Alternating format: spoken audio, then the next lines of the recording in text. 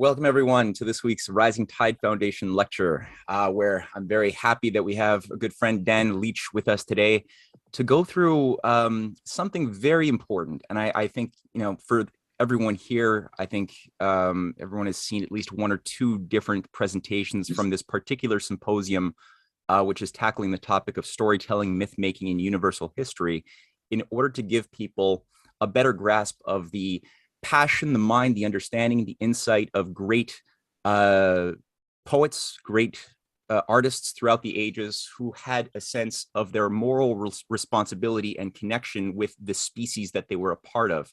And it was this connection, this identity, which was the effect of having a really matured reason, a sense of conscience, a sense of ability to use the mind and how it relates to the heart, that gave birth to their passion, their creative drive to produce works which are almost miraculous when you just look at the quality of the output of somebody like a Shelley, who in the very short period of time in his life, he died very young, was able to produce works which people, have lived and worked and strove for decades into their 80s and 90s and haven't been able to produce that quantity of output of that nature and that quality and durability. So there's this quality of something we call classical art, which endures beyond many generations, probably into the eternity of the human experience, I would say, possibly, at least potentially, if we don't give into folly and create a tragedy out of our species.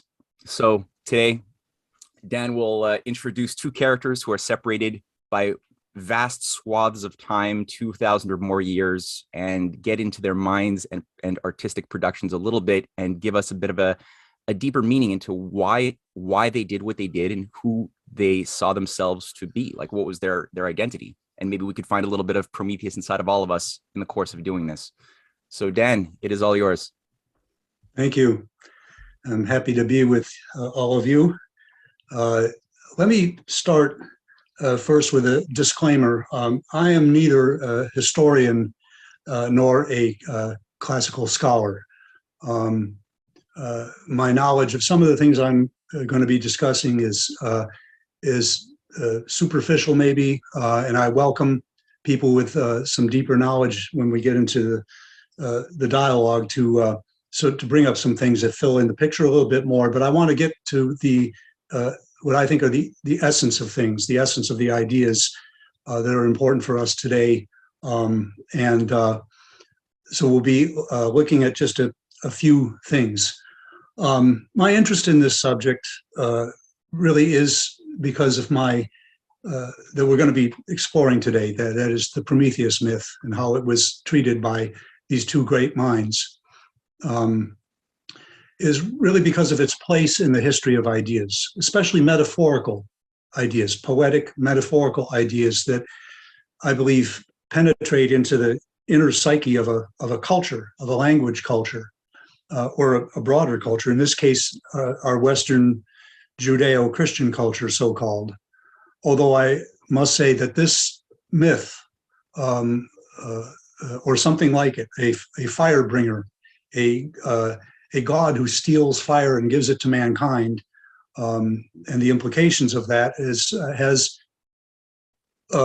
has reflections and echoes, you might say, in many cultures. I understand there's a very analogous god in the ancient Vedic culture. I know there is in the Babylonian and the Mesopotamian ancient civilizations.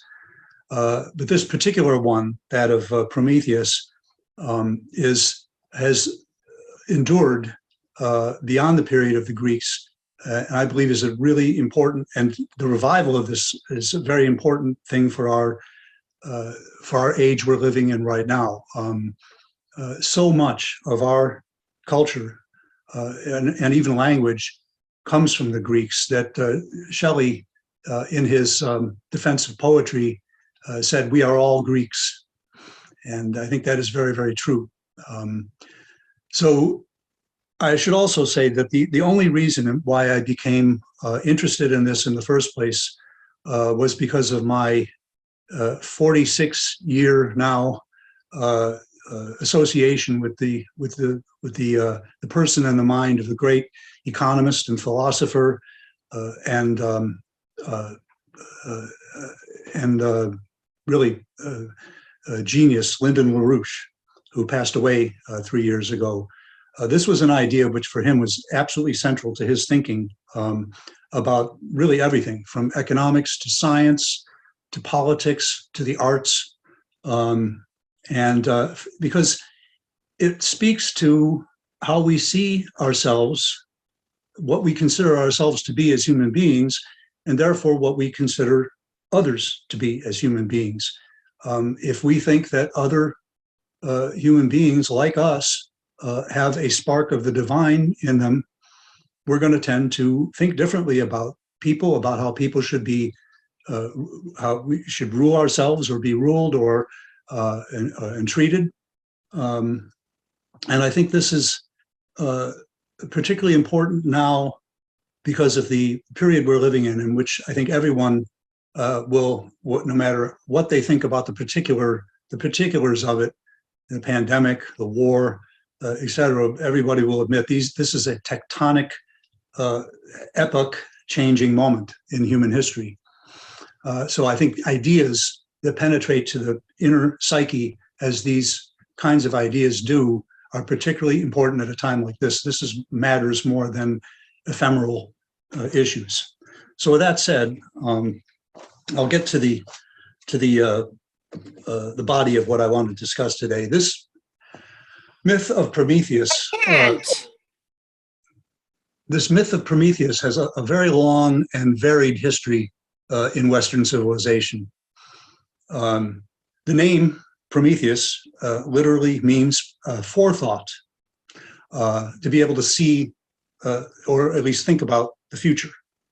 That is, in itself a very human thing. No other creature thinks about the future, at least not consciously in the way that we do. And most people know, if they know anything about Prometheus, that the myth is that he stole fire from Zeus and gave it to mankind. Now, although the symbolism of this, the divine origin of this spark of reason and creativity we have as human beings, even physically, the mastery of fire physically by mankind was a huge breakthrough that was a defining moment in the development of mankind, as was language, agriculture, all these things. But fire was the first thing that human beings mastered that made us truly different than any other creature. So this, the symbolism of this divine origin of this spark of reason is extremely important, not only physically in terms of man's ability to transform nature for our own benefit. That's generally acknowledged. But the unique treatment of this story through the poetic genius of Shelley, I think adds an additional dimension to this that gives it more relevance for the time we're living through right now, because this speaks to I think to a different way of looking at everything from politics, science, art, even psychology, the inner psychological life, or what we might call the spiritual life of human beings. First, though, let's actually describe the story that we're talking about here. I want to focus on just three figures in this, although there are many, many versions of this myth, and you can kind of get lost in the minutiae of it if you begin to investigate it. But the first most important treatment of this was by Hesiod, who was an epic poet who lived roughly around the same time as Homer, 8th century BC. The second one is Aeschylus, who lived in the 5th century BC, actually lived through some of the most important political events and military events of his time. He participated in the Battle of Marathon. Everybody's heard about the Battle of Marathon, for example, and he wrote many plays, among them Prometheus Bound, which we'll discuss a little bit, and then Shelley, Percy Bysshe Shelley, who lived in the 19th century AD, who wrote a play which he considered to be an answer to or a completion of the narrative started by Aeschylus 2,000 years before, which he called Prometheus Unbound. So that's what we're going to be looking at and then discussing a little bit. Now, as I said, there's been many other versions and treatments of this. This was an issue which the Romans wrote about, Roman poets. During the Romantic movement of the early 19th century, this was written about by poets such as Goethe, who wrote a poem, Prometheus, which was set to music by both Schubert and later Hugo Wolf. This is also,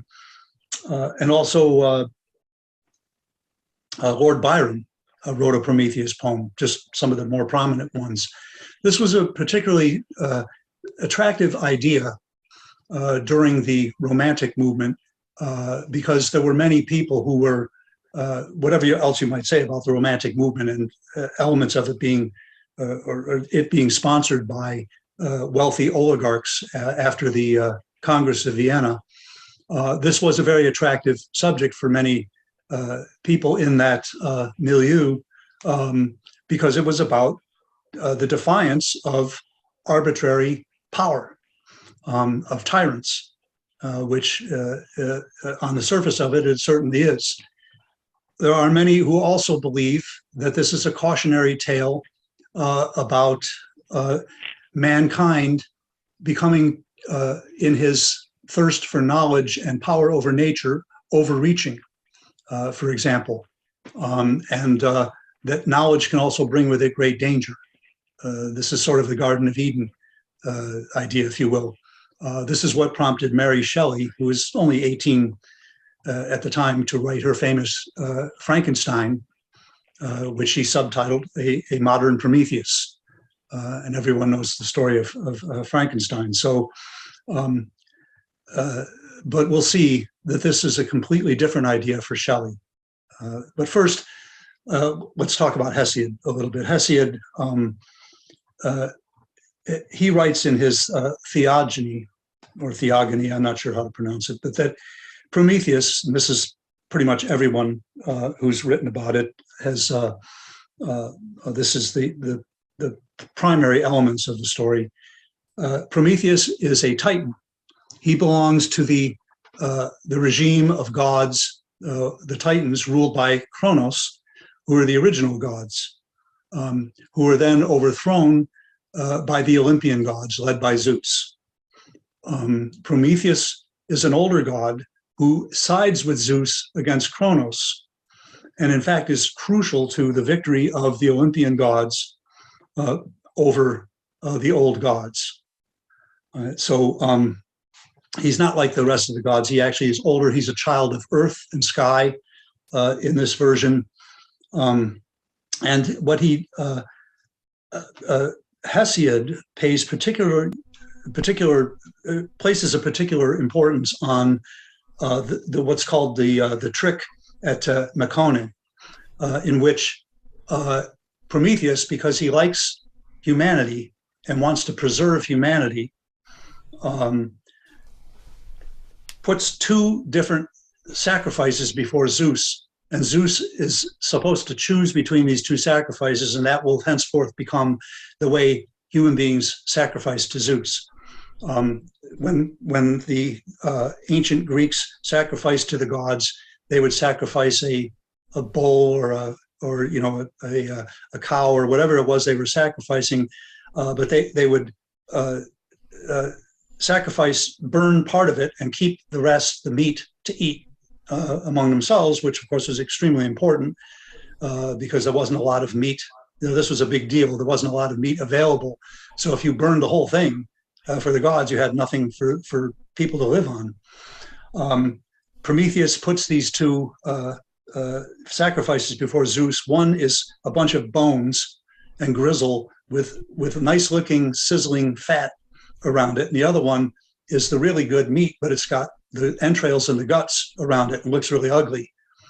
And whatever is said about why Zeus chose it, some say he did it deliberately knowing what it was, but he chooses the one that looks better and has got nothing but bones inside. And henceforward, man got the good part.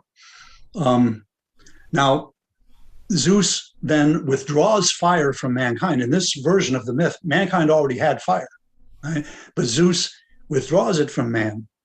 Prometheus then tricks Zeus again, hides a bit of fire, a coal, an ember, or whatever, inside of a fennel reed, steals it from Olympus, from Zeus, and gives it to mankind. Which of course enrages Zeus now, who's doubly enraged. He chains Prometheus to a rock.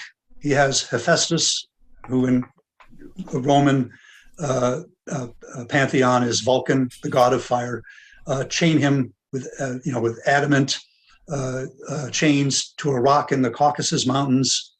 And because Prometheus is a god, he's immortal. This is eternal. He's going to be there for eternity.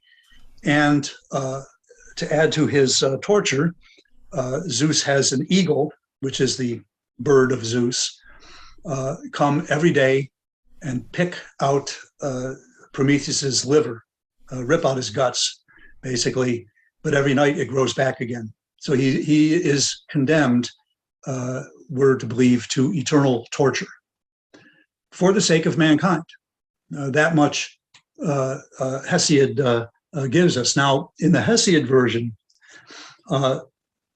Zeus visits an additional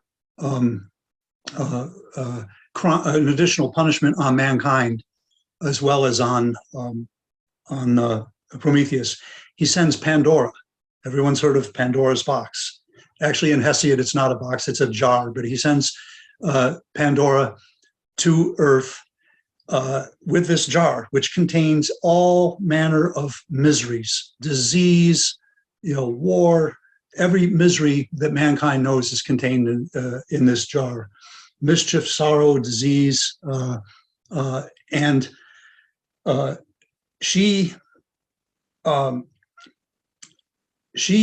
sees Prometheus's brother, right, whose name is Epimetheus, which means backward thought. The implication is this is someone who acts and thinks about it later, who's always looking backward, who's not thinking about the implications of things as Prometheus is. Epimetheus stupidly accepts the gift. It's opened, and all these things come out, which afflict mankind. Zeus finds out about it in this version of the story, and quickly has her close it up, or she closes it up. I'm not sure exactly how this works. The main thing about it is that the only thing left in there that didn't escape is hope. Now, this becomes important later on in Aeschylus. So mankind now is doomed to misery because of this crime by Prometheus, all manners of sufferings and everything, and with no hope. Not a particularly good state of affairs, one has to admit. Now, the message of this is kind of straightforward, and this is really the difference between Hesiod and certainly Aeschylus, also Homer. Had Prometheus, the trickster, not stolen the fire and tricked Zeus, mankind would be happy, dumb, subservient, beast-like, but happy. I think this says a lot about the mindset of those who buy into the oligarchical frame of mind. This is a recurring theme in history. So that's Hesiod. That's how it's given to us by Hesiod. There's much, much more to the story. Hesiod wrote a whole, several works concerning most of what the Greeks throughout the classical period, even into the period of Plato and Socrates, understood to be the more or less official the official mythology, the religion of Greece comes from Hesiod.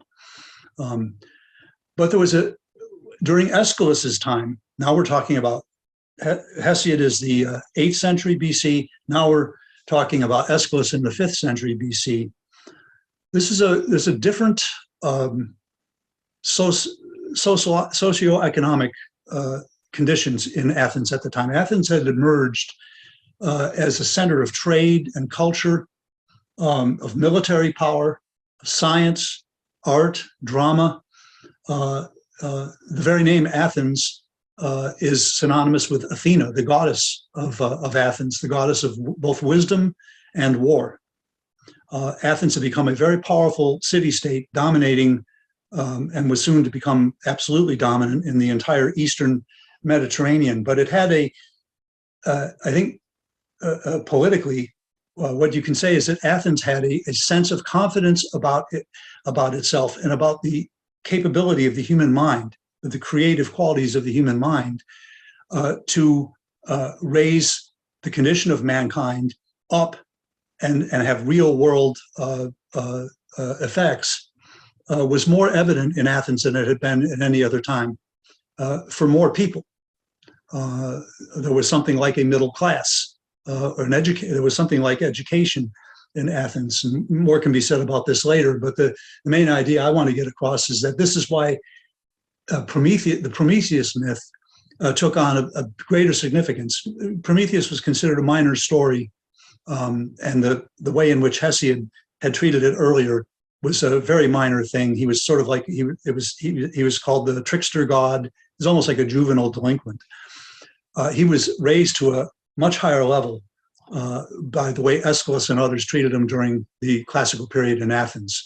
In fact, Athens was one of the only places where there were actual temples to Prometheus, as well as Athena. So when Aeschylus wrote the Prometheus Bound, this had particular importance for Athenians. I want to just quote a brief passage, if it won't take too long, from Prometheus Bound, just to give you an idea of the way that the manner in which Aeschylus treated this. Oh, that's Prometheus Unbound, Matt. That's later on. Right. This isn't in any. I didn't send. I'm just reading this from a book here. Okay. Think not that I am silent through pride or insolence. Dumb rage gnaws at my very heart for this outrage upon me. Yet who but I established these new gods in their honors? But I speak not of this, for already you are aware of the truth. Rather listen to the sad story of mankind, who like children lived until I gave them understanding and a portion of reason. Yet not in disparagement of men I speak, but meaning to set forth the greatness of my charity. For seeing they saw not, and hearing they understood not. But like as shapes in a dream, they wrought all the days of their life in confusion. No houses of brick raised in the warmth of the sun they had, nor fabrics of wood, but like the little ants, they dwelled underground in the sunless depth of the caverns. No certain sign of approaching winter they knew, no harbinger of flowering spring or fruitful summer. Ever they labored at random till I taught them to discern the seasons by rising the obscure setting of the stars. Numbers I invented for them, the chiefest of all discoveries. I taught them the grouping of letters to be a memorial and a record of the past, the mistress of the arts and mother of the muses. I first brought under the yoke the beasts of burden, who by draft and carrying relieved men of their hardest labors.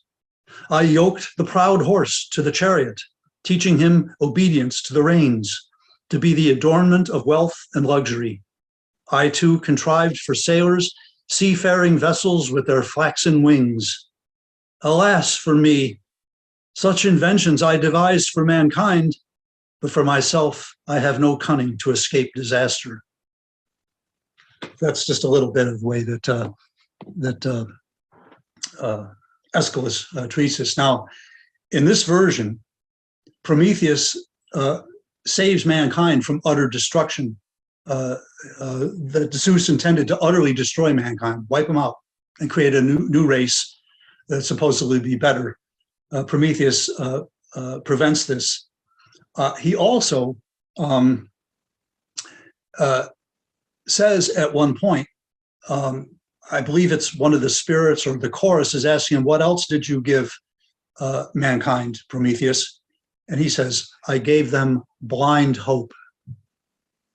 Now think back to what Hesiod said about hope being withheld from man. There's a whole debate about whether hope is good or not. If you have hope, then you can have false hope, and you're always, you can never be satisfied because you always have false hopes.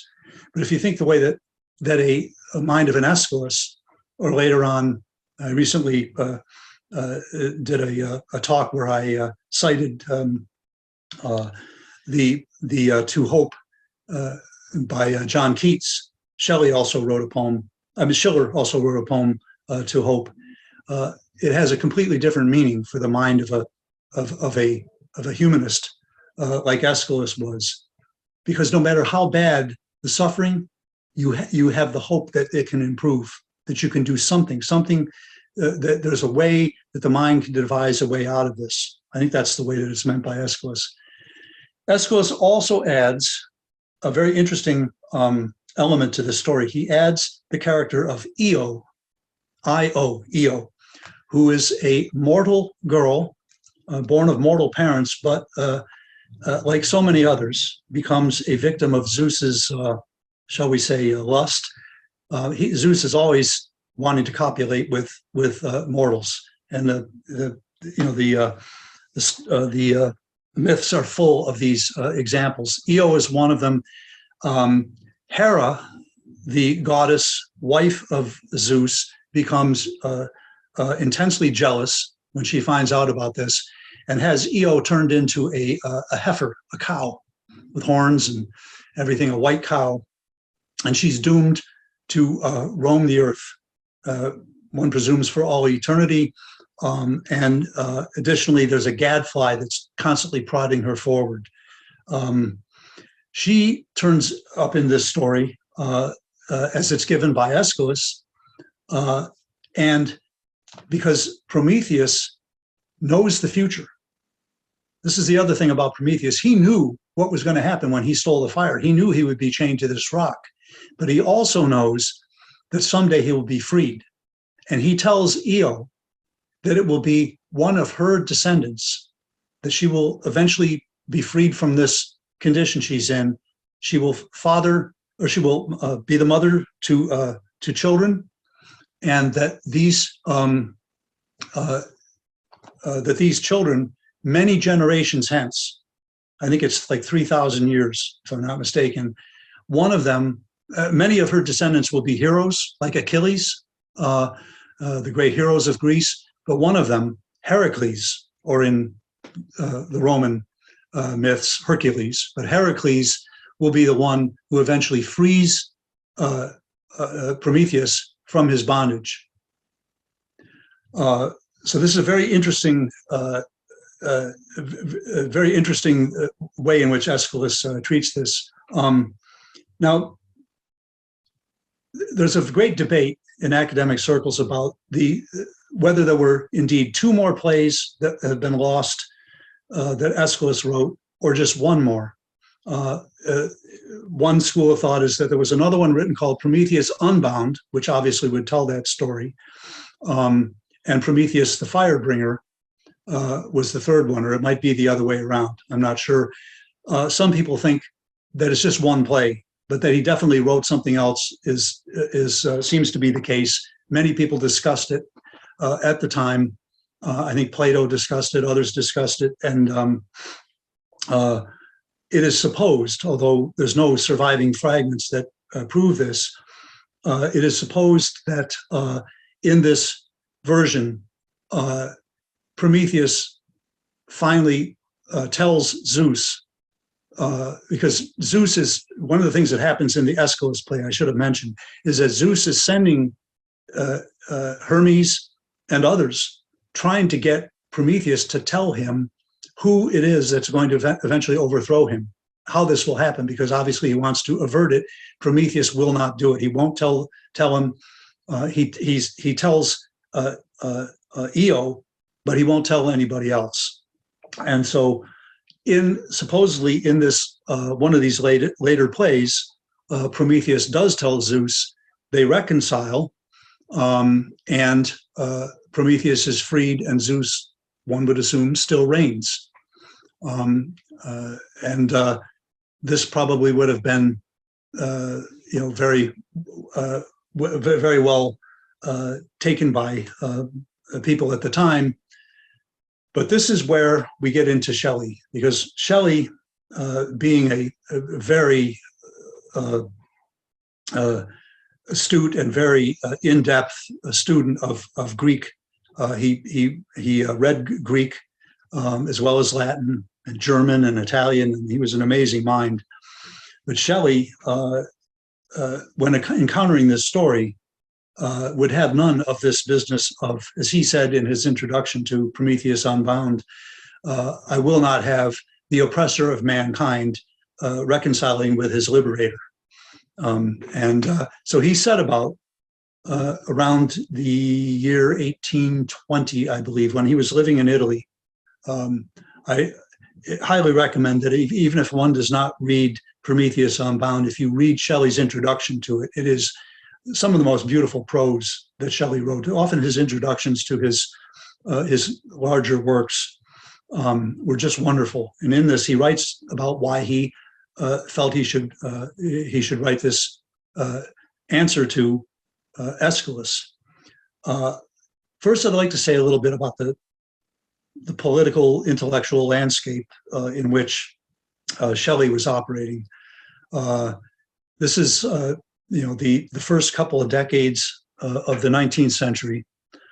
You just had the Napoleonic Wars, the victory of Britain and its allies over Napoleon, the Congress of Vienna, in which they attempted to, the assembled oligarchs of Europe attempted to establish a stable, sort of like today's Great Reset, New World Order thing, a stable system of tyranny over all of Europe, and dominate the intellectual life as well as the economic and political life of everyone in Europe. The Church of England was the unassailable religious institution in Britain.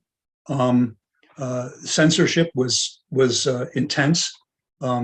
If you said anything that seemed to be challenging church and state in England at the time, you were hounded out of public life. In some cases, prosecuted. One of Shelley's good friends, in fact, the friend through whom he met and befriended John Keats, Leigh Hunt, had spent some time in prison for precisely that reason, for using his journal that published some of Shelley's and Keats's poetry, went a bit too far in mocking I believe it was the Prince Regent at the time, but they put him in jail for it. So Shelley was operating in an environment. Also, you had the American Revolution had taken place 2 generations before, and America was becoming a burgeoning young republic. So the idea that there was indeed a state of affairs in human affairs in which people could rule themselves and not have to be ruled over by these oligarchs was not, it was no longer just theoretical. But it was the case that if you called yourself a Republican, even used that term, it was equivalent to using the word, communist during the height of the Cold War here in the West. It was equated with being supporting the French Revolution, which was held up constantly by the European oligarchs as what happens if you try to have freedom. It'll end up terrorism. It'll end up like the French Revolution. It'll end up with the guillotine or whatever. So for someone of Shelley's political intentions, which he made quite clear constantly. In fact, Shelley considered himself to be primarily a political reformer. The first thing he ever did before he was even writing poetry was he wrote a pamphlet on the necessity of atheism, which got him kicked out of Oxford. And I hope to show a little bit later what his actual religious, one might say, what his actual religious views were. But he got kicked out of Oxford. He went to Ireland. He started handing out political pamphlets in Ireland calling for, Ireland rebelling against the British Crown and the emancipation of the Catholic Church, because it was illegal to be, you didn't have any rights if you were Catholic in Ireland at the time. So Shelley considered himself primarily a political reformer, and poetry as the means by which you liberate the mind and soul of man. Quite different than the way a lot of people think about what poetry is. Very similar to Schiller in that regard. He knew that if you didn't operate on the inner psyche, the inner spirit of human beings, you couldn't accomplish much in the realm of political reform. And I'll show you the way in which I think he made his most profound statement about that. So let's get to the Prometheus Unbound. The first thing that is very different about this version of the Prometheus story is that Shelley has, the first thing Prometheus does at the opening of the play is he calls upon the spirit of his mother, the earth, and he asks her to call forth, she has the power to call forth the spirits, you might say the doppelganger, the spirits that are the reflections of every living thing, and every god and every mortal. And he asked her to call before him the spirit of Jupiter, or Zeus. Jupiter is the name for Zeus in the Latin, the Roman version of the pantheon of gods. So he calls forth the spirit of Jupiter, and he asks Jupiter to repeat for him the curse that he, Prometheus, uttered when at the point that Jupiter had him chained to the rock. And Jupiter does so, and Shelley has Prometheus renounce this curse. He takes back the curse because he wants to cleanse himself of all anger, because he realizes that anger cannot accomplish what he wants to accomplish, which is very interesting in and of itself. Now, the second thing that Shelley does in this version of the story is he gives Prometheus a lover, a significant other, who's been waiting for hundreds or thousands of years. We don't know how long he's been there, but it's been a long time. He's been suffering, with the eagle picking out his guts every night, every day. This goddess, she's a Oceanide. She's one of the daughters of Oceanus, or I suppose that's Neptune in the Roman version. Shelley seems to use both the Greek and the Roman names interchangeably. It's not that important.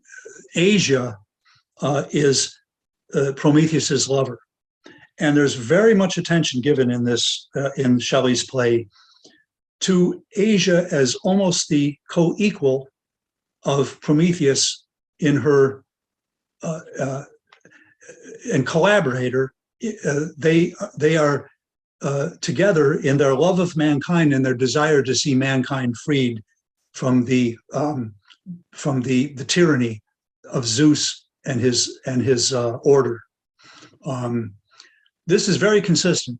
This is a bit of an aside, but which we can talk about more later if you'd like. But this very much speaks to, as other things that Shelley wrote did, Shelley's belief that women were absolutely the equals of men intellectually and had to be included in every political reform that was to be made to improve society, which at the time was quite radical to say in the 18 teens.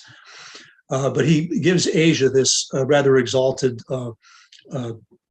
character, and she describes the misery that mankind's been suffering under the Olympian gods.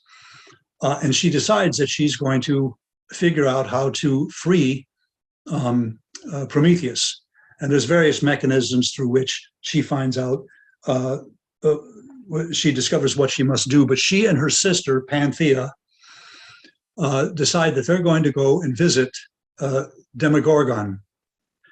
Now, Demogorgon's a very interesting character. There a lot could be said about this and has been said about it. He's also known in some sources as Demiurge. He's like the elemental force of necessity in the universe that no temporary state of affairs can alter. It's like destiny, elementary force. One could say natural law, perhaps. But in this play, he's this dark, shapeless being who exists in the center of the earth or deep in the caverns of the earth, who radiates darkness like the sun radiates light. And he has a voice, but no shape that can be discerned. And Asia and Panthea travel, and this is, their whole journey is given great poetic. Shelley kind of lets it all hang out in terms of his lyricism and the beauty of his poetry in this thing. And so it through a very long process, they finally get to the cave of Demogorgon. And here's where, Matt, if you could pull up the segment here. I hope everybody can read it. If someone would like, a dialogue ensues between Asia and Demogorgon. If a female would like to read Asia, and I could read Demogorgon, but this is this is, I think, the crucial turning point of this play. So Panthea says, I see a mighty darkness filling the seat of power, and rays of gloom dark round as light from the meridian sun, ungazed upon and shapeless, neither limb nor form nor outline, yet we feel it is a living spirit. And Demogorgon says, ask what thou wouldst know. What canst thou tell? Oh, good. All things thou darest demand. Who made the living world? Can we scroll down? Yep. God.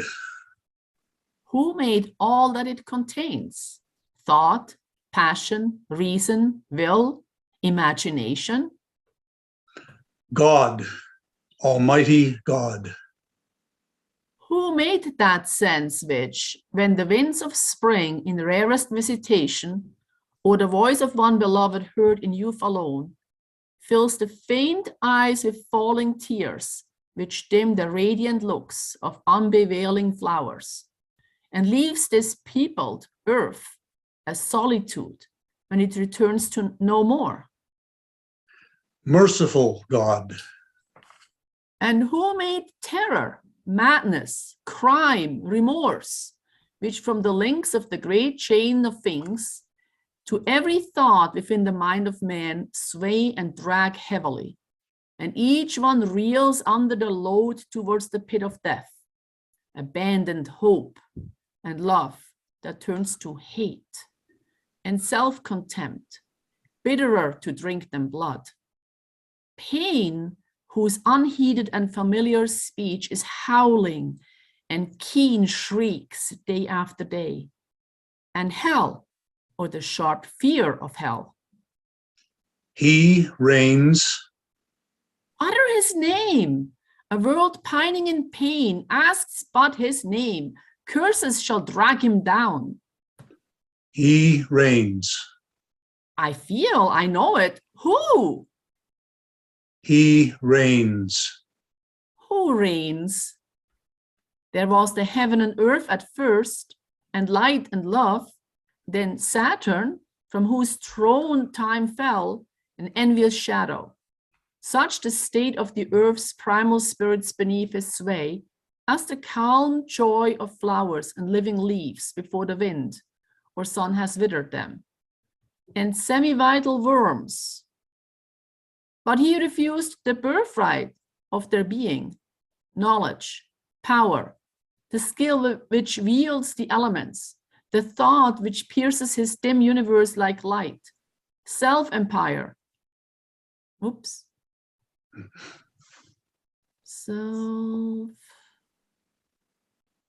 Where is it? Self-empire. It's right here where the okay, self-empire and the majesty of love, for thirst of which they fainted. Then Prometheus gave wisdom, which is strength, to Jupiter, and with his law alone let man be free, clothed him with the dominion of wide heaven, to know nor faith, nor love, nor law, to be omnipotent, but friendless is to reign. And Jove now reigned, for on the race of man first famine, and then toil, and then disease, strife, wounds, and ghastly death unseen before fell. And the unreasonable seasons strove with alternating shafts of frost and fire, their shelterless, pale tribes to mountain caves.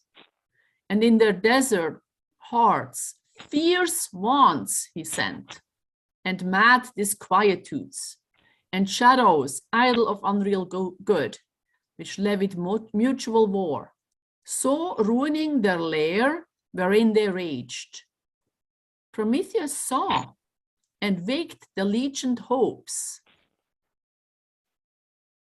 which sleep within folded Elysian flowers. Nepenthe, Molly, Amaranth, fadeless blooms, that they may hide with thin and rainbow wings the shape of death. And love he sent to bind the disunited tendrils of that vine which bears the vine of life, the human heart. And he tamed fire which, like some beast of prey, most terrible but lovely, played beneath the frown of man, and tortured to his will iron and gold, the slaves and signs of power, and gems and poisons, and all subtlest forms hidden beneath the mountains and the waves. He gave man speech, and speech created thought, which is the measure of the universe. And science struck the thrones of earth and heaven, which shook but fell not. And the harmonious mind poured itself forth in all prophetic song. And maybe music, we should skip to the end. This is kind of, yeah. you get the idea. That's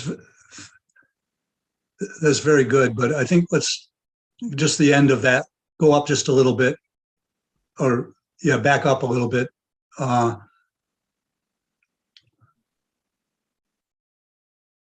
To the end of her monologue there. Okay, yeah. I know it's kind of hard.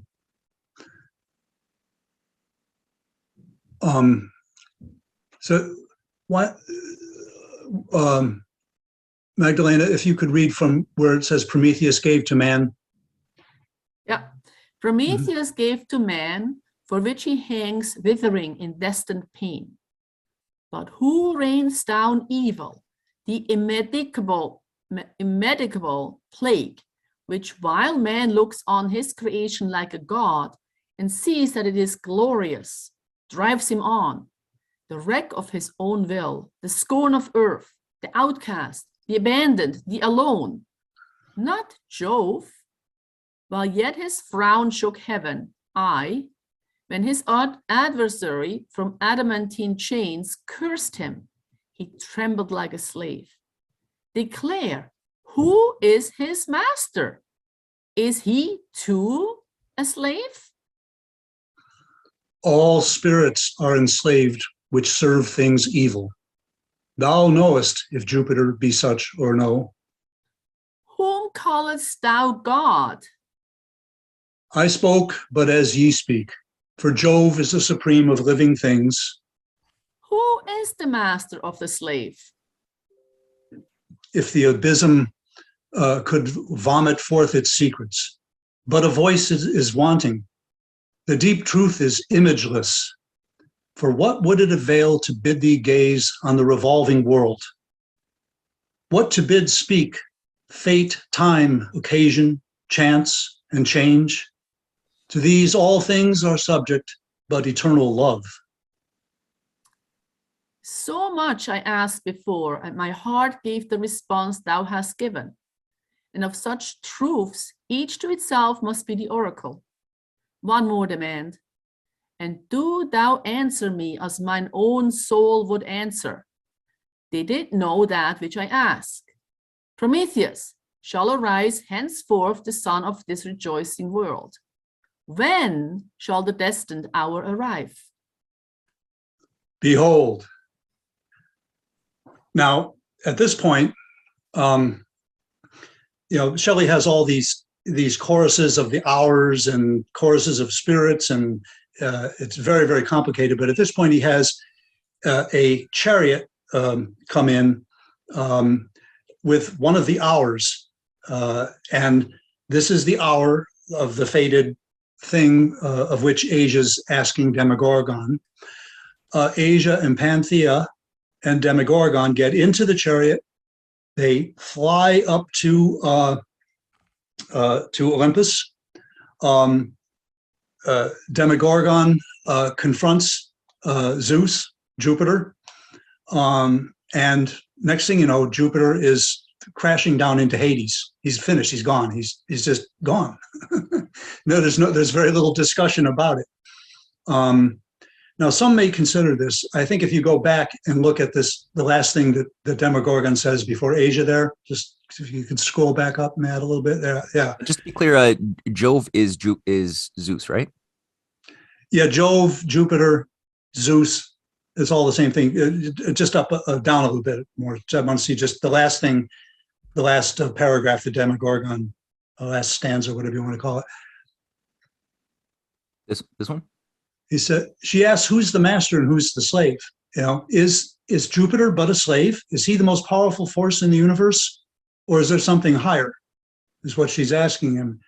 And Shelley has Demogorgon, who represents natural law, say that there is only one thing that isn't subject to change, that is absolutely eternal and superior to all else, and that is love. Now, at this point, some may consider this a deus ex machina, but he simply, in the way that Shelley treats it, he simply has Demogorgon, the force of natural law, together with Prometheus's beloved, who both love mankind, who has just forced Demogorgon to admit that there is a more powerful force than Jupiter. It's the combination of those things that when Jupiter, Zeus, is confronted with, he simply is finished. Now, you can consider that a deus ex machina, a kind of one would think there'd be something more complicated than that. But I think Shelley wanted it to go that way because he wanted to make a point that this force of love, being the most powerful thing in the universe, that you can't really, and he has Demogorgon say that the actual name that we call God, or that the Asia seems to be trying to force Demogorgon to say, is nameless and shapeless. It is beyond our comprehension. The way, and again, this may be my interpretation. We can talk about it more in the dialogue period. But I believe what Shelley is saying is that the manifestation of the divine, of the power that's the most powerful force in the universe, the manifestation that we human beings can know in the world is in the form of love. It is this power of the eternal and the infinite in the world through man, that we can actually know and operate on the basis of. And when this is the principle which guides us, it is the most powerful thing. It's more powerful than any earthly temporary power. I think Shelley has thus poetically, dramatically demonstrated both his religion, which he steadfastly to the end of his life maintained himself to be, although he wasn't militant about atheism as a system as he seemed to be in his younger years, but he adopted, I think, it seems almost demeaning to Shelley to call it a religion, because for him, this kind of love, this agape, this love of the creative principle that rules the universe and that is enshrined in the heart of human beings, that was Shelley's religion. That was his politics. That was his aesthetic of what he wrote for and about, which we'll see. I'm going to recite a poem at the end of this thing. I think he's sort of demonstrated that he really wasn't an atheist, because a true atheist doesn't believe there's any principle that rules the universe except chance, statistics and such things, and deny that there's anything special about human beings. Shelley obviously believes something quite different. For him, were mankind to have deliverance from oligarchical evil, it must come on the basis of this principle of love. So I think, again, he believed that this was the principle, which is that he reflected on the French Revolution, that this was what was lacking. And for lack of this, you will only get tyranny out of any political change. Now, there were many other expressions of this in Shelley. I believe all of his great works, Ode to the West Wind, which many know, To a Skylark, two of my favorites, all have this as the sort of driving passion of the work. And we know that this is the driving passion in Beethoven. In really all great minds have this in common. I think this is what makes them truly great. But I want to cite, to close, just one poem, which I sort of rediscovered recently. I had read it many, many years ago, but I kind of didn't read it for many years because it was one of the first things Shelley wrote. He was only, I think, about 18 or 19 when he wrote it. It was before the Ode to the West Wind and other poems he wrote in Italy later on. At the same time, he wrote the Prometheus Unbound. So Matt, you want to pull up the intellectual beauty? This is Shelley's declaration of what his life and work is dedicated to, and what he's going to dedicate his life to. It's almost like a manifesto in poetic terms, and I've always loved this for that reason. And I would just ask anybody who's a Shelley doubter, or thinks that he's an atheist, could an atheist write something like this? Hymn to Intellectual Beauty. The awful shadow of some unseen power floats, though unseen, among us, visiting this various world as with inconstant wing, as summer winds that creep from flower to flower, like moonbeams that behind some piney mountain shower, it visits with inconstant glance each human heart and countenance, like hues and harmonies of evening, like clouds and starlight widely spread, like memory of music fled, like aught that for its grace may be dear, and yet dearer for its mystery. Spirit of beauty that dost consecrate with thine own hues all that dost shine upon of human thought or form, where art thou gone? Why dost thou pass away and leave our state, this dim, vast veil of tears, vacant and desolate? Ask why the sunlight not forever weaves rainbows, or yon mountain river? Why aught should fail and fade that once is shown? Why fear and dream and death and birth cast on the daylight of this earth such gloom? Why man has such scope for love and hate, despondency and hope? No voice from some sublimer world hath ever to sage or poet these responses given. Therefore, the names of demon, ghost, and heaven remain. Let's see, okay. I'm sorry, I had to wait.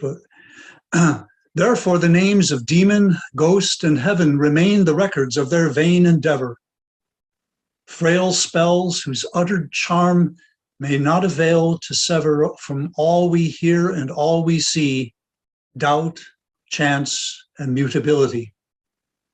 Thy light alone, like mist or mountains driven, or music by the night wind sent through strings of some still instrument, or moonlight on a midnight stream, gives grace and truth to life's unquiet dream.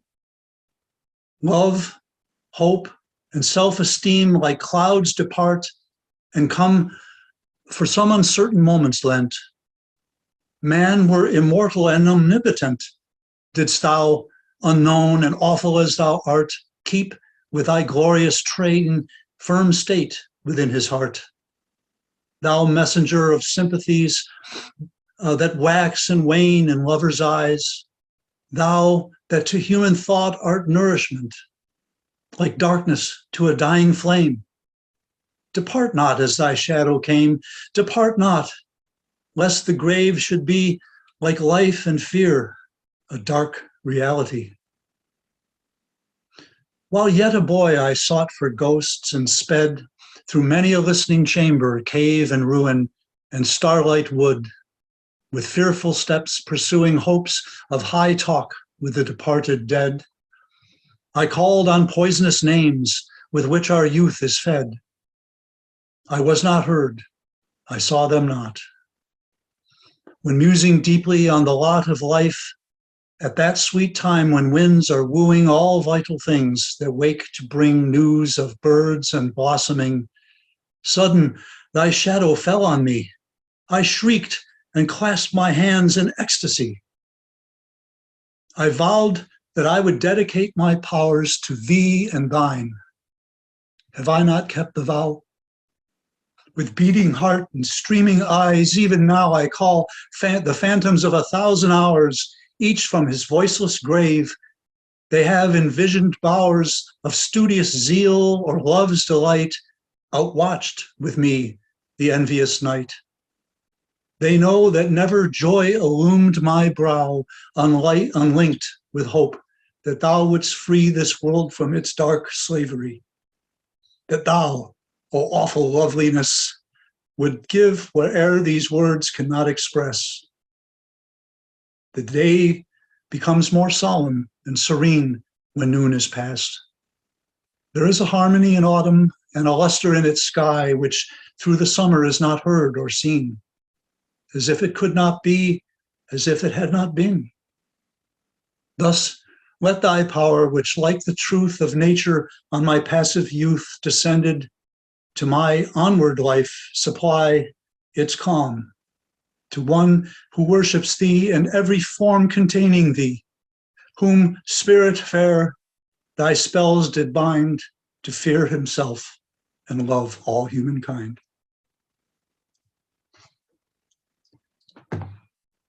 So that's Shelley.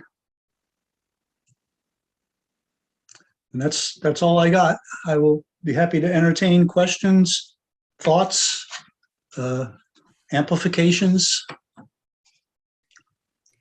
I would just say for people ideally who have a thought to share or a question, put your name in the chat box and I'll call upon you in queue.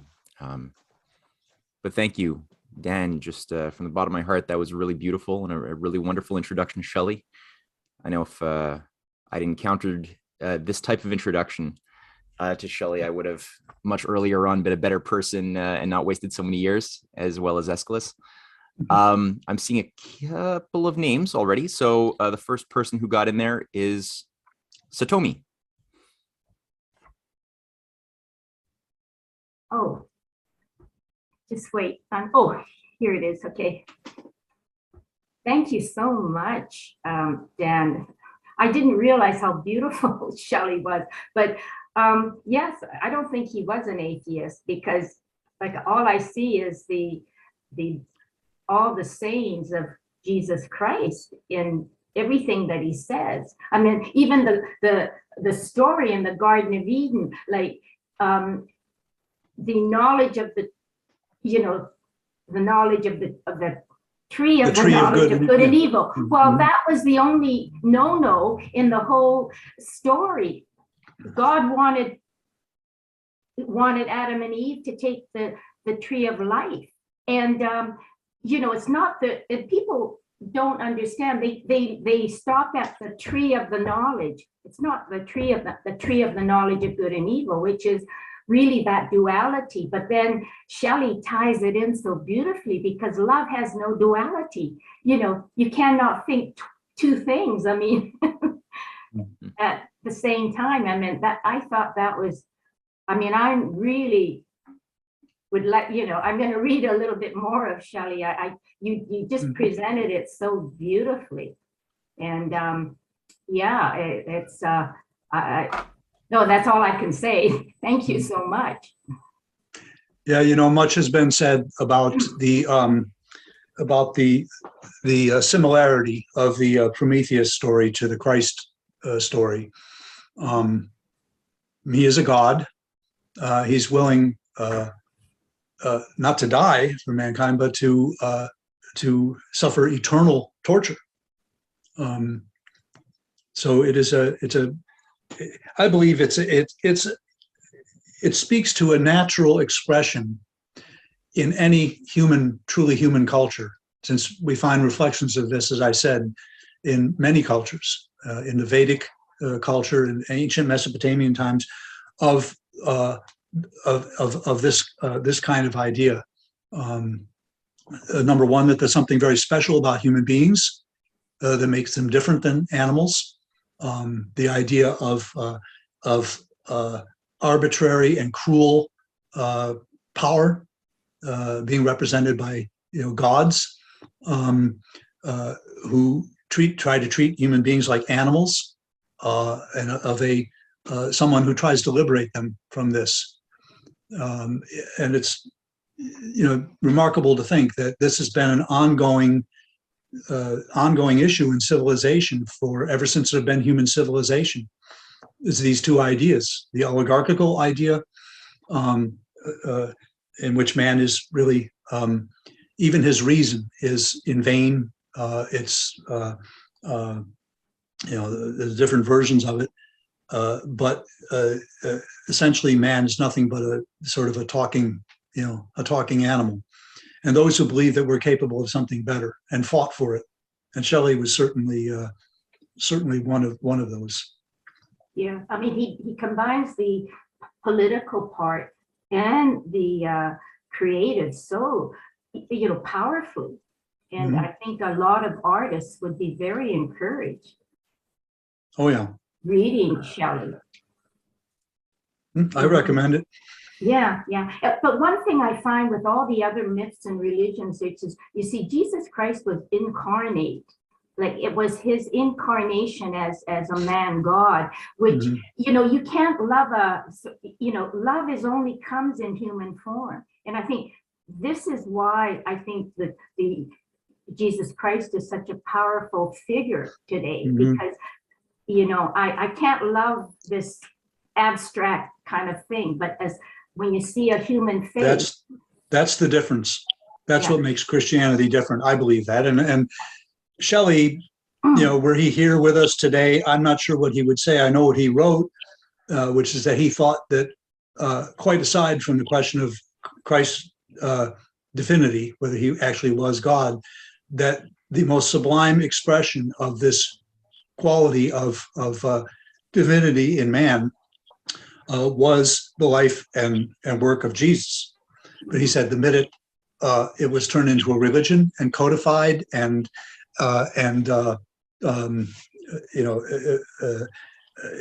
turned into a system, if you will, it began to die. That the original, he says this in, I understand this group is going to be reading through the defensive poetry at some point in the future. He makes this point repeatedly in there, that the original spark of inspiration that makes something truly poetic, whether it's a poem as such, music, a great piece of oratory. He said sometimes a single word can contain the spark of great, of great poetic inspiration. But the minute it begins to be talked about, in logical, deductive terms, analyzed or turned into any kind of system, it destroys the original inspiration of it. So Shelley believed that the ministry and words of Jesus were the most divine expression ever in human history. But it's when it became a religion was when it began to be. Just on that note, that was sort of what Jesus himself was intervening upon when he was asked that trick question on like which one of the 10 commandments is the most important one to you, and he said, well, he didn't pick any one of those 10. He said, love God and love your fellow man, love thy neighbor as you would love yourself, and this, I mean, that was like really breaking the formula that had been a little bit too rigid, right? And really getting at this question of, if you truly love God and you love your fellow humankind, your neighbor, then you'll do those other 10 things implicitly. You don't have to be told to do them.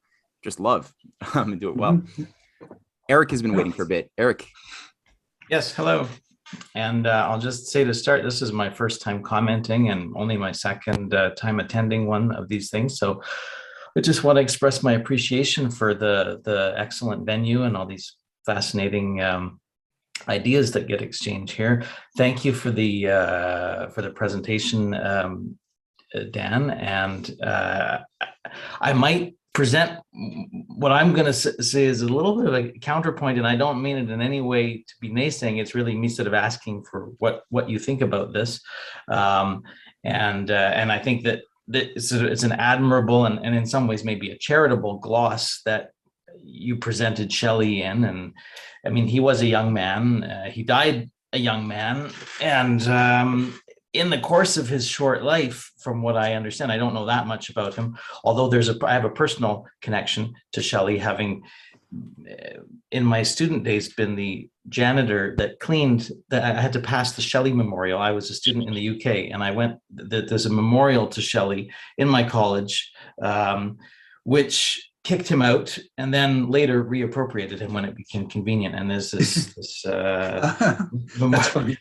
So it kind of brings that, there's sort of Shelley on a pedestal under in his drowned position under the stars, but that's besides oh really the point. I mean, Shelley in his life, and I wonder, this is a broader question too, but I've wondered, as recently becoming more involved in reading Larouchian material, how it was that Shelley, who obviously has, how do we reconcile the technical excellence, the mastery, the classical, the extraordinary ability that Shelley had with aspects of his life, which, I mean, I think if we're honest, and part of poetry is to make of it what you make of it today. It's what it you can what it can be for you. But at the same time, Shelley was into libertinism in the manner of the Hellfire Societies after Rabelais and Dee and wife swapping and some very morally dubious behavior if we look really at the nitty gritty of his life. And then within the poetry itself, I wonder, how do we reconcile it's certainly possible to pick out some of the themes that you've done, but on the whole, do we not see, I mean, even let's take Prometheus Unbound, for instance. Why does, and I don't mean this as a challenge, I honestly don't, I'm really just kind of curious about how you would respond to this. Why it feels to me like it dwells in this kind of almost Gnostic space south of religion, south of Christianity, or where God has to be mediated by the demiurge. It's not that God is existing as this pure concept or even involved pure concept, but there is a pantheon of intermediation there. And then evidence of that Gnosticism is perhaps even stronger in Ode to Intellectual Beauty, where he quite pointedly replaces love, hope, and faith, the three Christian values, with love, hope, and self-esteem. Whereas in Gnosticism, godliness is located in the individual, in the human. I don't want to push the point too much. I really just I guess as a counterpoint, I wondered how because obviously Shelley was somebody dear to LaRouche as well. How LaRouche overcame the gritty realities of Shelley's life and his politics and his existence. I'll leave it at that. I'll let you. Well, rather than responding to sort of each thing that you brought up, let me first say that Mr. LaRouche regarded Shelley's poetry as some of the greatest in the English language, and he was particularly fond of Shelley for his often quoted concluding, I think it's the penultimate paragraph in his defense of poetry, where he talks about this quality of in a time of great upheaval, a great change like we're in right now. There's a power, an increased power to both impart and receive profound conceptions concerning man and nature, and that he considered this to be one of the most important things that Shelley was focused on, was to be able to spark that as the essence of political change. He was not, he barely talked about Shelley beyond that, except recommending that people read that particular piece. So I won't speak too much about what he might have thought about Shelley's life and work as a whole. I will say, number one, there's great dispute over Shelley's life and his associations, and you can read biographies of people who clearly are very critical of him and biographies of people who love him, and find two different versions of the facts. Hellfire clubs, I don't know. That's the first I've ever heard of that. I don't know. But I think in general, what I would say, Shelley was not trying to create, and if you read the introduction to the play, I don't think he was trying to create an alternative mythology to the Christian religion, or a refutation in any way, even though he did as a very young man. Don't forget, he wrote some of these early essays, like on the necessity of atheism, and on the vegetarian diet. He was a vegetarian. He wrote these things when he was 18 years old, 19, when he was a student at Oxford. I think his mature view was that he was, rather than trying to prove the existence of God or to justify the Christian religion, I believe he was trying to, within the framework of classical thought, of Greek classical thought, which was the lingua franca of the educated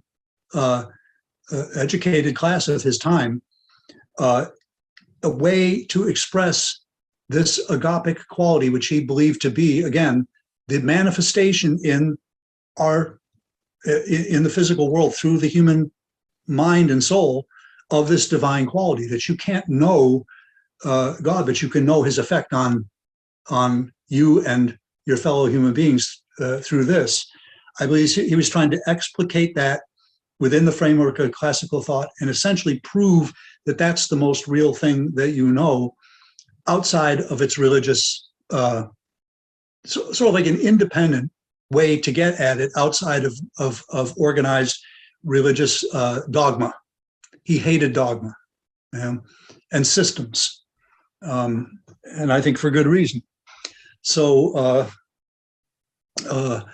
that's what I would say. I won't. It was complicated.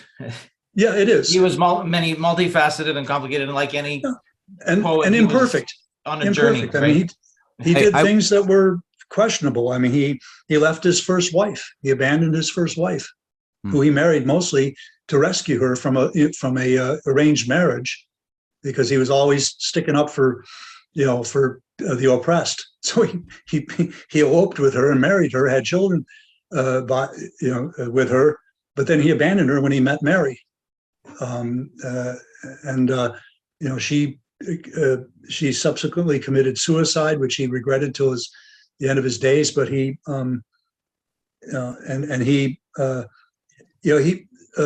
some of the aspersions cast on Shelley have to do with his friendship with Byron, who was a pretty thoroughgoing scoundrel. But he was the most popular poet of his day. He was like bestseller. Shelley didn't sell. Shelley had to self-publish. He had to use his own money to get his stuff printed. But he, I believe, in very much the same manner as Schiller's friendship with Goethe, Shelley believed that he could improve Byron's character and get him to be a crusader for the cause of freedom, as Shelley was. Byron preferred to write romantic poetry, and then went off and got himself killed in a war in Greece, which is a very romantic thing to do. But that's what I'll say about that. It's a very complicated question, but I'm trying to get to the essence of what I think he was trying to get across, which is evident, I think, in everything he wrote. The Ode to the West Wind and other things like this they're really all about the same thing. They're about this special quality of creativity that mankind has, that can be recreated in another human being, that is the most human thing about us. This is the most beautiful thing, and when we share this with others, this is the most important thing we share with each other. And if we focused on that instead of other things, we could create a human society that's actually human and happy, and not need to be ruled over by systems and oligarchs. Thank you. I've got a quick question. I'll just slide in there before Peter poses his question. I know you've been waiting, Peter. I'm sorry. I remember you'd mentioned that Shelley had been engaged directly himself as a person in political action of various sorts before he died. His otherwise very mysterious death at the age of, what was it, 31 or 30 or something like 29. that? 29. My God. Yeah. I was wondering if you could say a little bit more about what he did. What were his actions in that sense of personally intervening? So it's not just about his poetic ideas in an ivory tower, but a connection. Well, there are others who know more than I do, and frankly, there's been a great deal speculated about this, with, I believe, scant evidence to back it up. It's clear that Shelley was viewed from the time because he did come from a minor aristocratic background. He was not without resources and some influence, but when he quit Oxford and went to Ireland, this was the first thing that kind of tipped off the authorities that this guy could be a problem in the future, because he was associating himself with the cause of Irish emancipation, and this was a Catholic emancipation. This was a no-no. The evidence is very strong that he began to be shadowed by agents of the crown from that point onward. He himself reported that an armed man was in his house, one night, and he had to chase him out. And then on another occasion, Shelley speaks in letters about the fact that he was being followed, spied upon, by the authorities. He was eventually his association with Leigh Hunt was also important. Some writers will have you believe Leigh Hunt was just a crank and an unimportant person, and just had parties at his house where he invited artists and poets and whatnot. But he, with Byron's money, was going to establish what would surely have become a very influential political and aesthetic journal that Shelley was a part of that project. They were going to co-edit it. That's what Leigh Hunt was doing in Italy at the time that Shelley died. Shelley and his friend Edwards got in their boat and sailed from Livorno up the coast to Genoa, I believe, to meet with Leigh Hunt. That's what they were going to do.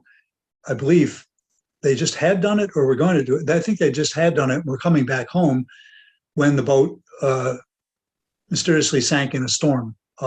Years later, on his deathbed, a fisherman said that it didn't just capsize, it was rammed, that it was rammed by another boat deliberately. We don't know. That's just one account. Byron certainly believed that Shelley was killed. Some people say Byron may be involved. Who knows? But the idea that Shelley's was a threat by the nature of the kinds of things he was writing. The Cenci, is the other play he wrote when he was in Italy, was basically about the right to, forcefully bring down unjust oligarch, to write something like that at the time, I mean, was really quite unheard of. So I think we can speculate a lot about his political connections, but I think his association with the cause of republicanism, which he definitely called himself a Republican, and the threat that this could become a problem was made him enough of a threat that he may have been eliminated. Again, we will never know. There's very little known about it. I've always believed that that's probably true. Yeah, it's likely. That's what there's a lot of parallels too to what Poe was doing, not to deflect it, but what Poe was doing right before he died in 1848, which was collecting funds to set up his Stylus magazine to incorporate cultural warfare, poetry, political analysis, and history into one new magazine. And the fact that it was like on his way back to New York that he mysteriously went through his experience and passed away. Very similar, which makes the case, I believe, that, this is, people often want to try to find the connecto, did he know this guy? Did he know that guy? Was he involved in this? Was he involved in that? And I think that misses the point about the importance of what you just said, that cultural warfare, cultural, spiritual, psychological warfare is the most important kind. It determines everything else, people think, as we're seeing today. Mm-hmm. The Peter, words I know oh, sorry. Yeah. Go ahead. Peter, go for it. You're on mute, by the way. Okay. Thank you very much, Matthew, and I do appreciate the opportunity to speak. And I've gotten all of your invitations from Rising Tide and all of your analyses of the past and the present, and I'm grateful for this opportunity. And I just wanted to say, please continue these projects. And I don't know if anybody's ever told you, but you do have a resemblance to Guy Fawkes there with your mustache and your and your beard. That's okay, Guy. Yeah. But be that as it may, when I heard the comment about Shelley on the life and works of Jesus, I did find that Jesus actually said that I'm not here to overthrow the law, but to fulfill it. And the first commandment, to love God with all your heart and all your might and all your strength, does actually come from Leviticus. And there's also a connection to Deuteronomy 6:4. And love thy neighbor as thyself is from Leviticus 19:18. And one thing that, be that as it may, the most important thing that I draw from his work and from Shelley's is what one does. Do we know them by their fruits, by their deeds? And that's what Jesus and James both taught in Jesus indirectly, and James in what has been handed down as his epistle. And it happens that we don't look at we cannot, or maybe we're not able to look at God directly, but we do see God's attributes or the effects, and that's That's in the Old Testament, when just before Moses departs this plane, and Maimonides talked about the 13 attributes as well. And just with this discussion about Shelley, I want you to know that I actually had a law professor who talked about Shelley. So we got more of an education than just mere law. And what Professor Younger told us was that Shelley was the first case before the English courts where the father did not get custody of the minor children in the dissolution, and the mother got the custody of the children that she had Yeah. with Percy Shelley. So Yeah. another precedent for this great poet. I didn't know that. I mean, I knew that they took his children away from him, but I didn't know that was the first case. So he obviously was not an unimportant person. He was slandered so badly, and life became so difficult in England that he just knew he had to get out of there, and that's why he went to Italy in the first place. Was that Peter? Where are you? Oh, yes, sir. Was that his first wife that you were talking about, or was that another wife afterwards? Matthew, I was talking about his first wife. I'm not aware of whether he had any children with Mary. And to follow up on the remark about Shelley's decease, the statement that he died on that boat ride is more accurate. And you got to take, like many things, Wikipedia with a grain of salt, or with a clarification, because they said he died in the Gulf of La Spezia, which would be true, but they make it sound as though he died closer to Sardinia, because at the time the Kingdom of Sardinia occupied both the island and part of northern Italy, evidently. But the Wikipedia thumbnail sketch biography is very sparse on his decease, and just putting it in the Gulf of La Spezia and saying it's the Kingdom of Sardinia doesn't really tell us anything about what he was doing and why, at the time of his death. Great. Dan, do you have a thought on that one, or should we go for another question? Go for another question. Okay. So I don't know if this is really a question or if this is just I guess it's a question. Richard had a thought about, well, actually, Richard, where are you? Are you there? Oh, I don't see Richard anymore. I guess he fell off. Yeah, so Richard basically said something. I don't know if I didn't really read it, but Hope, on the issue of Hope, the character, Lieutenant Ronald Spears in the series. Oh, okay. He's talking about the show. Band of Brothers at one point describes living with Hope as a character flaw.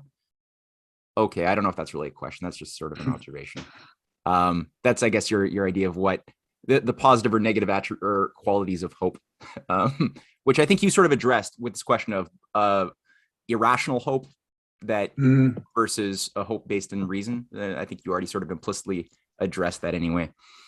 My mother had a thought. Mom, would you like to share your thought or question, or should I just read your observation?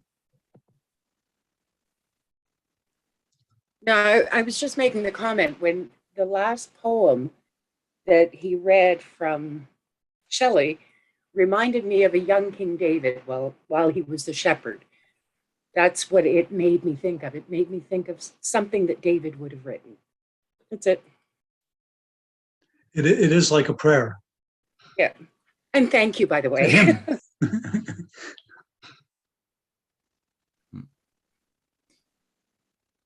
We have we've gone through the people who've put their names in the queue box in the chat box. So if there's any pressing thought or question anybody wants to get off their chest now, you got a few seconds, or else we're gonna round it out for today. Oh, Eric has a follow-up.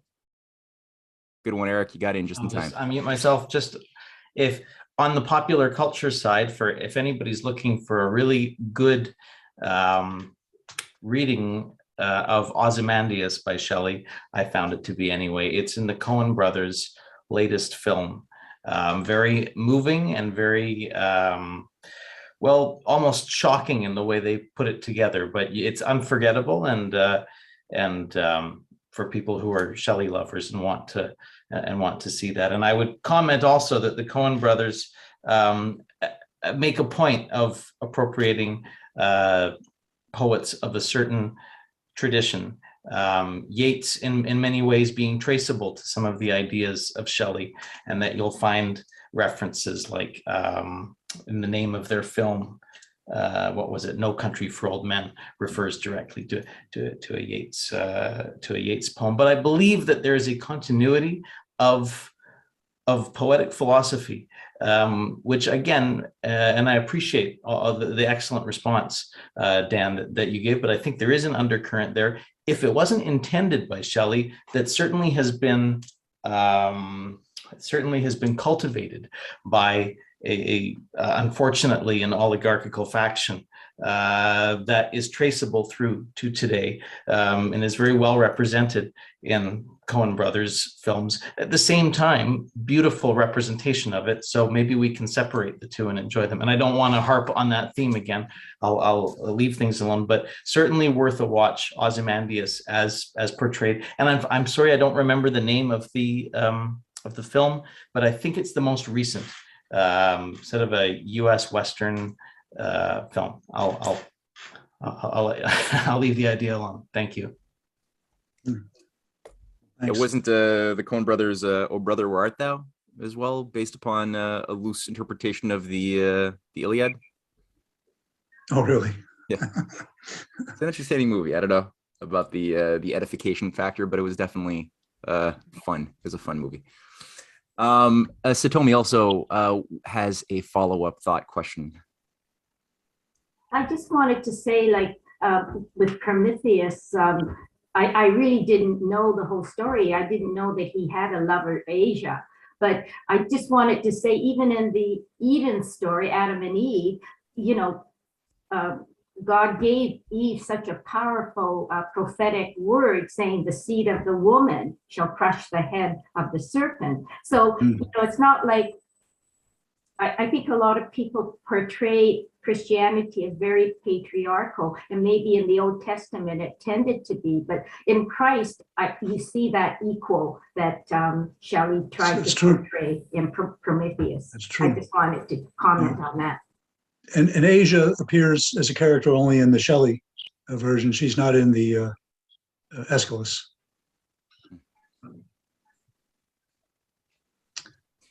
Well, I think, yeah, with that, that rounds things out pretty well.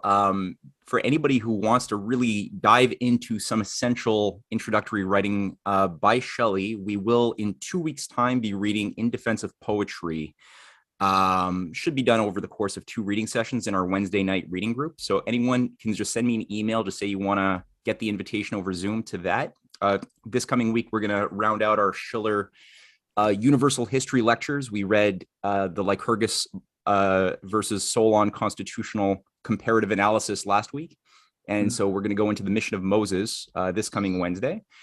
And the last thing to keep in mind is that next Sunday, we're going to do something a little bit different with everything going on in the world. We had a little bit of a break in our schedule. So Joaquin Flores, editor of Fort Russ magazine, also a good friend of Cynthia and myself who writes with Strategic Culture. He agreed to give some remarks and field questions regarding the situation in Ukraine right now and beyond. I mean, he's got a pretty good comprehensive view of the world situation. So everyone's invited to come on. It'll be at the same time, 2 p.m. Sunday. I'll send out the invitation midweek. And if you have people who are just, good hearts, good minds, who you think should be invited, feel free to spread the invitation around as well. So we'll just do that. Dan, thank you so much. Oh, the film was Ballad of Buster Scruggs. Thank you, Eric. Okay. And all right, guys, thank you everyone for coming by this Sunday, and hope to see you all next week. Thank you, everyone. Take care. Bye-bye. Thank you. Bye. Thank you. Thank you, Matt.